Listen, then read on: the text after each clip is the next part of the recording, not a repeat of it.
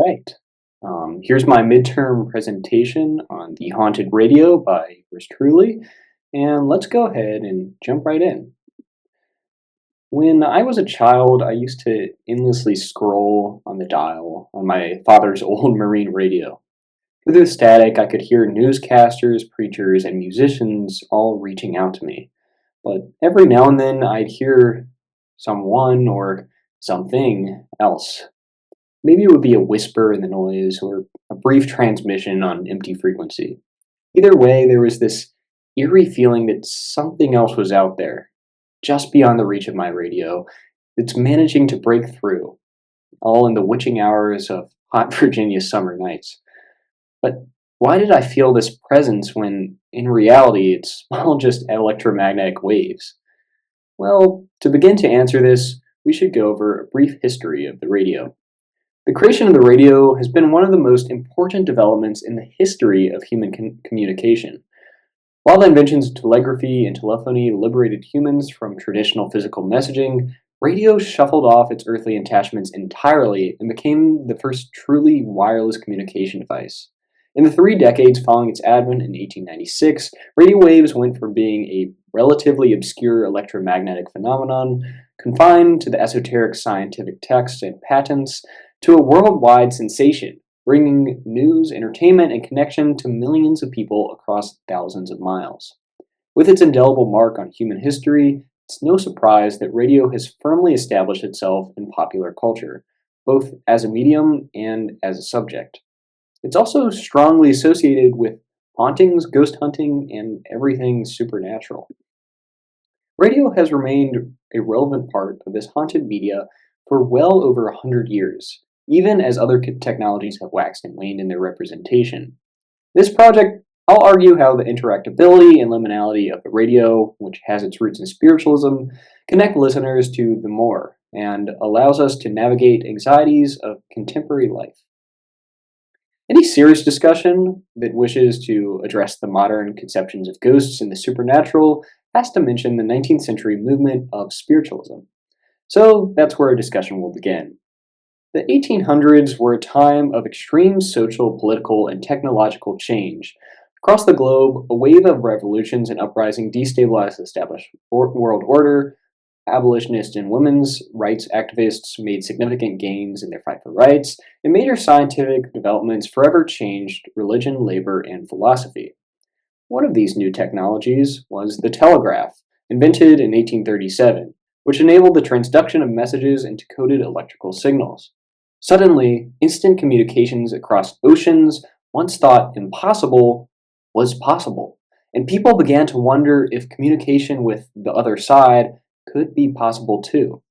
On the evening of March 31st, 1848, this appeared to have happened. A violent series of rappings had been disturbing the Fox household, not an unusual occurrence for an old house such as theirs, save for the fact that that night the raps replied to their questions.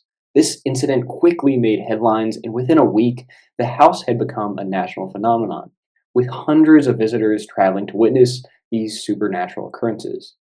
But this was no passing media fad, for as soon as it happened, a drove of mediums inspired by the Fox sisters came out of the woodworks, claiming they too could communicate with ghosts and spirits. The movement exploded, with everybody from paupers and emperors alike seeking the counsel of these mediums. This came to be known as spiritualism. The movement of spiritualism coalesced and organized, borrowing on pre-existing religious thought like the Swedenborgian Church and New Age religious prophets such as Andrew Jackson Davis, in order to buttress the movement's philosophy. The core belief that united spiritualists was the existence of a spiritual world, overlapping our own, that we enter when we die. The spiritualist historian Arthur Conan Doyle, yes, that one, of Sherlock Holmes fame, described the world as acting similar to a Buddhist or Platonic cosmology, with spirits being able to rise or fall in the afterlife depending on their deeds and level of enlightenment. It is from this world that spirits, including both humanity helping enlightened spirits and the meddlesome, unenlightened spirits, can communicate with our world through mediums. The religion combined this religious thought with advancing scientific thought by seeing these spirits as testable electromagnetic phenomenon due to their unique interactions with various electronics. The spiritualists were reacting to their modern liminal or transitory age. The beliefs in the spiritual realm can in many ways be seen as a critical response to a society that had become dominated by materiality in an era of industrial capitalism.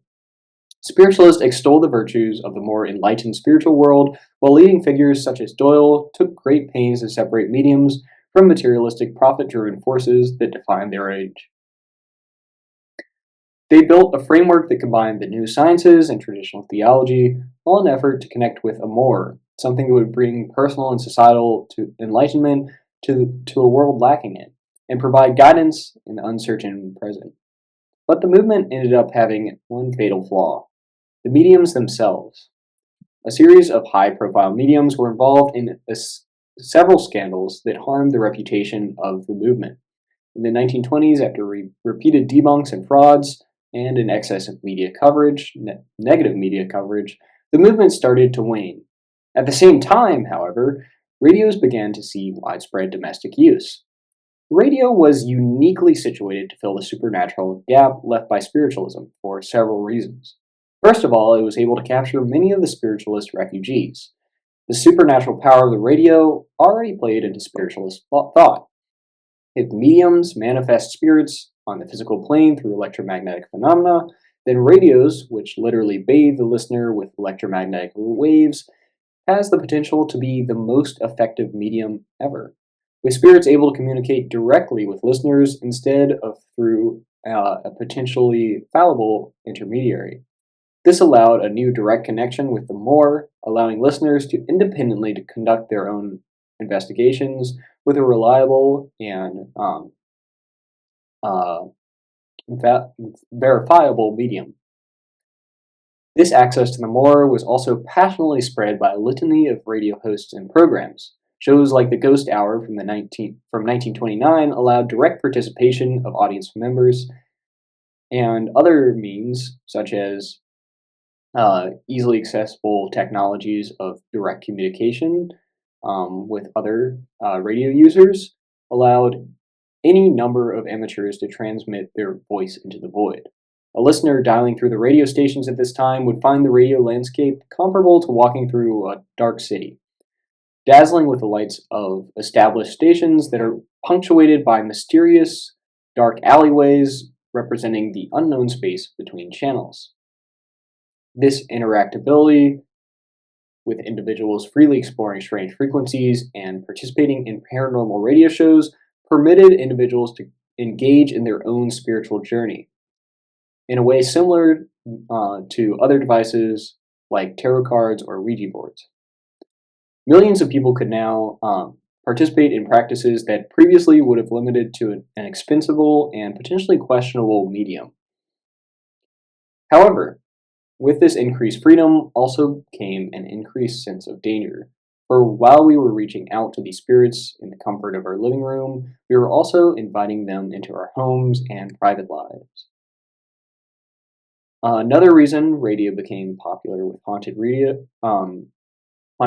were because the winds of change were once again blowing in the 1920s, and the radio benefited from these uncertainties. In the 1920s, the world was rebuilding from the Great War. Much of the world was in an ideological power struggle between internationalism, emblematized by organizations such as the League of Nations, along with vast communities of expatriates, and nationalism, typified by things like fascism and restrictive immigration acts. With radio connecting humanity, the world suddenly became uncomfortably close, and as with spiritualism, it transformed the radio into a simulated space in order for us to wrestle with these uncertainties. One of the ways in which this societal struggle was represented was through the alien invasion trope that pervaded popular broadcasts at the time. As media theorist Jeffrey Sconce explores, radio was essential to this trope by playing a leading role in encounters in works from Radiomania to the infamous War of the World broadcast, which was a national sensation and even terrified listeners that thought it was an actual alien invasion. These radio shows explored the effects of two planets or cultures mixing, and they provided competing utopian and dystopian views on what happens afterwards as a result of that mixing.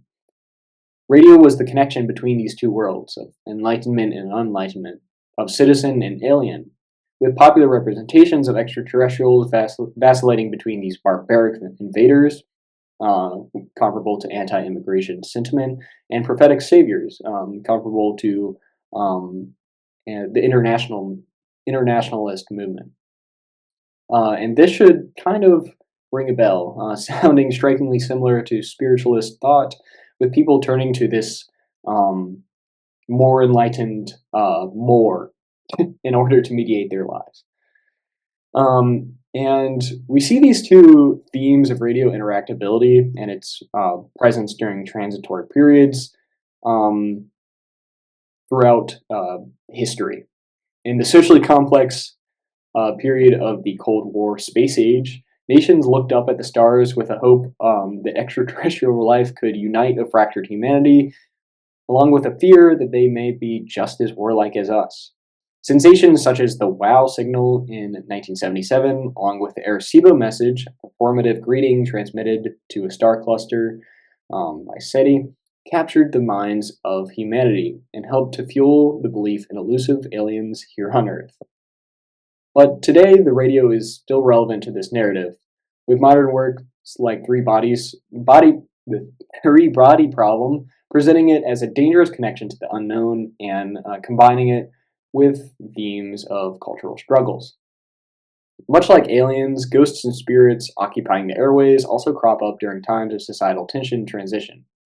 In the 1980s, for example, um, the friction between the younger liberal generation and the traditionalist old guard led to several spats on the battleground of radio. One was the claim that new songs being broadcast contained hidden messages. For example, in Stairway to Heaven, one may be able to coincidentally make out Hail Satan when playing the audio in reverse. A whole group of concerned citizens called for the banning of these songs, alleging the messages could subliminally connect our consciousness. Interestingly, we also see this concept of the more here, with radio serving as a bridge that connects a conscious realm to the unknown and potentially dangerous realm of our unconscious. And these connections and representations remain today, with works like Stranger Things centralizing radio in their storytelling. Finally, the interactivity and controllability of radio is being explicitly explored in its connection to ghosts. During the rise of the digital age, the practice of ghost hunting, along with a variety of high-tech tools for it, became popular. Specialized products like the Spirit Box claimed that they could make connections with spirits by allowing the user to scroll through the unoccupied frequencies in the AM and FM bands, and allow them to pick up electronic voice phenomenon from spirits and ghosts. Radios of this type are so ubiquitous in this type of ghost hunting media that it is often hard to find a modern piece of this genre that doesn't include them. Everything from YouTube channels to documentary shows like Ghost Hunters, along with popular games like Phasmophobia, lure in the viewers and players with these devices with this exciting possibility of exploring a true final frontier, the afterlife, and a potential of direct interaction with the dead and the gaining of some sort of knowledge that will help guide us in our present life. So, in summary, radio emerged from a tradition of spiritualism, a movement that was born in response to its contemporary social changes, and radio took this movement and brought it into a modern medium. Popularized through its interactability and its importance in transitory time periods, the radio connected generation after generation to the more. These factors also contribute to the continued presence of radio in haunted media. If you have any questions or clarifications, please post them below. But until then, thanks for watching, and I hope you have a great day. And if anybody's still around, here's my list of sources. All great, worth the read. So have a nice day, and see ya.